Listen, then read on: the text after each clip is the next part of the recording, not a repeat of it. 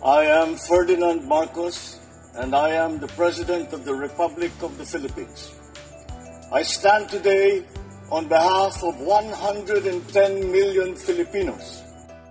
Hi everyone, hello universe, it's me again. Shout out sa inyo mga beswa. Ayan, mayroon tayong very good news for everybody. Nako, siyempre alam nyo, ang ating mahal na Pangulo, Marcos administration, minumonitor yan yung paglago ng ekonomiya ng bansa. Ekonomiya ng bansa, lumago, agay. Yan dapat mga good news ba, no? Para naman kahit papano tayo ay binibigyan ng kumbaga lalong nagpupursige sa buhay. Kasi makikita mo yung bansa mo, maganda ang paglago ng ekonomiya at magaling yung namumuno, diba, nakaka-overwhelm, nakakasaya ng puso yan. Sabi po dito guys ng NET 25, ayan, courtesy ng NET 25, baka sabihin ano tayo, fake news, sagay. Bisatahin nyo na lang po yung tawag dito, yung PSA, O, sabi dito, yung ekonomiya ng Pilipinas lumago ng 5.6 noong 2024. Oh, baka mamaya itong 2025 aabot ng 7 yan percent. Di ganda, no? Lalo na ngayon naghanap si Pangulong Marcos Jr. paano magbigyan ng trabaho. Kaya nga yung guys, yung job streets na nilunsad niya talaga naman, no? Ganyan dapat ang isang pinuno, siya na mismo ang naghanap ng paraan para mabigyan ng trabaho yung mga mamayang Pilipino. Saan ka pa? 'Di ba? Wala kang kapagod-pagod maghanap ng trabaho, kundi pumunta ka na lang para mag-apply. 'Di ba? I hope yung job street ni Pangulong Marcos Jr. lahat matatanggap, ano? So dahil kasi mga kababayan, pag ito ay maraming malilikhang trabaho or matatanggap sa trabaho, aasahan nyo po magiging less poverty. Kaso lang, mga iba, nagdadaing na mahalang bilhin, natural lang po yun. Nasa magkabagong panahon tayo. Lagi nyo tandaan yan. Not only in the Philippines. Tingnan nyo ang Canada ngayon. Grabe, antindi. Sa iba't ibang bansa, sa Japan, doble ang presyo ng bigas. Doon kayo tumira kung gusto nyo doon. Di ba? Swerte nyo na nga dito sa Pilipinas na-afford nyo kung magsipag kayo. Hindi yung puro tamad, puro paninira, puro na lang puna ng puna, wala na lang kayong ginawa kundi kumuda, sirain ng gobyerno. My goodness, anong klaseng mga bituka ang mayroon sa inyo? Halang talaga Sabi dito, ekonomiya ng Pilipinas lumago ng 5.6 noong 2024. Lumago ng 5.6% ang ekonomiya ng bansa noong 2024. Ayon sa PSA, tumaas din ng 5.2% ang GDP sa ika-4 ng quarter, kasabay ng pag-unlad sa sektor ng transportation, insurance at health services, habang bumaba naman ang agrikultura. So dahil dito mga besa, sabi ko nga lagi, ang tao sa mundo, sabi nga sa Biblia, walang perpekto na tao, kundi ang Diyos lamang. Ngunit magpupursige po tayo para gumanda ang buhay natin. Ganon yun. Sikap lang, tiyaga, diskarte, determination. Ganon lang Hanap tayo ng paraan. Paano natin ipapagandahin ang buhay natin. Dahil kung gagawin natin lahat yan, ang Diyos hindi po tayo pababayaan. Gagabayin pa tayo. O, diba? Yung hard work na pinagkakalo mo sa sarili mo, maganda ang resulta niyan, mga kababayan, kaginhawaan, sa totoo lang. So dahil dito mga besa, para kompleto detalyado panoorin nyo ito, yung balita ng NET 25. Okay, eto na. Agos sa 5.6% ang ekonomiya ng bansa. Yan ang naging pahayag ngayon ng Philippine Statistics Authority o PSA. Matapos nilang iulat ang nagdaang 2024 na economic status. Habang lumago naman sa 5.2% sa ika-4 na quarter ng 2024 ang Gross Domestic Product o GDP.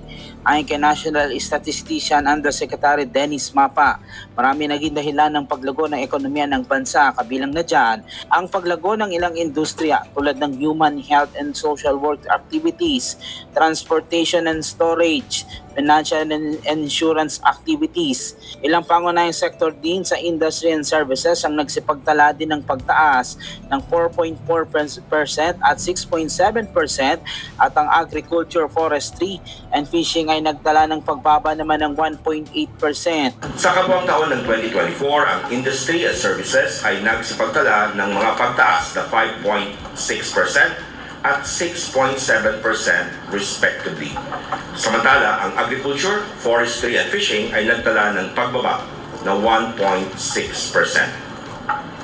Sa seasonally adjusted GDP, ang services ay nagtala ng may pinakamataas na paglago sa mga pangunahing sektor na mayroong 2.6% sa quarter-on-quarter basis.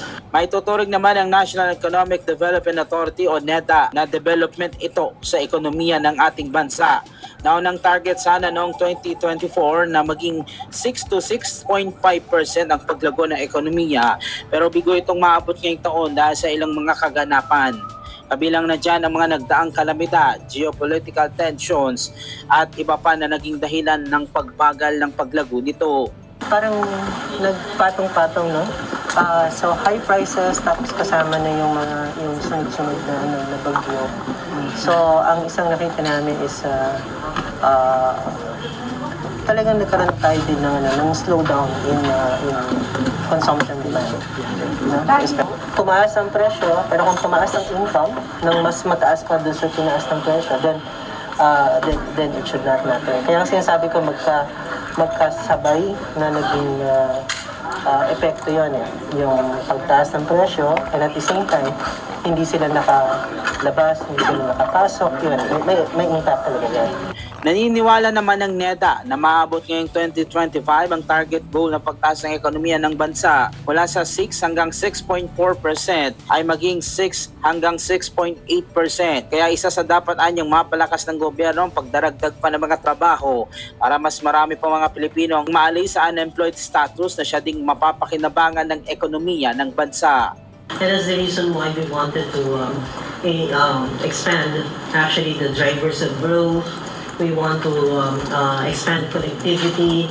We want to expand markets. So it's really about building resilience and in fact the digital transformation as well. Oh, yun guys, narinig nyo?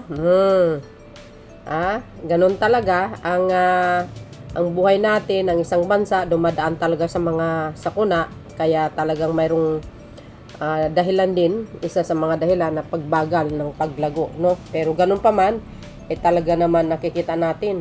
Laki din po guys ang itinaas ang paglago ng ekonomiya noong 2024. Biro mo naman ang daming mga bagyo na pumasok, grabe.